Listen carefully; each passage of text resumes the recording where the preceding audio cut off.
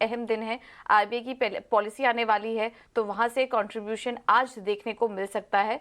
तो दोनों तरफ का वेट करिए, एक तो पॉलिसी के पहले की चाल और पॉलिसी के बाद की चाल। तो डिपेंड करेगा कि आज क्रेडिट पॉलिसी का ऐलान किस तरीके से होता है। आगे हम समझेंगे कि पॉलिसी में से क्या कुछ उम्मीदें हैं और आज जो पॉलिसी आने वाली है उसमें कौन कौन से अहम फैक्टर्स जिसको कि देखना चाहिए। हमने इस पर एक इकोनॉमिस्ट और बैंकर्स का पोल भी कराया है ये समझने के लिए कि आज की पॉलिसी में क्या हो सकता है, और ये बताने के लिए हमारे साथ हर्ष जुड़ चुके हैं। हर्ष, बताइए।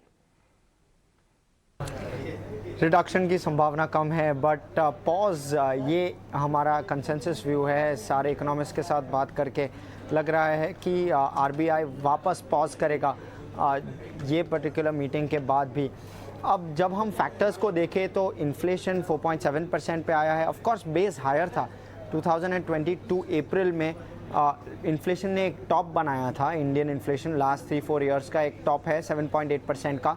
तो अप्रैल 2023 of course year on year number देखें तो स्लाइटली कम आया है, जो कि एक बड़ी रिलीफ नहीं है क्योंकि वो हायर बेस पे था, पर फिर भी एक पॉजिटिव लेते हुए कम आया है। दूसरी बात है कि सारे global central banks rate pause currently कर रहे हैं, या तो इनफैक्ट अब रेट घटाने की भी एक कमेंट्री, एक टाइप ऑफ पोटेंशियल की बातें चल रही है।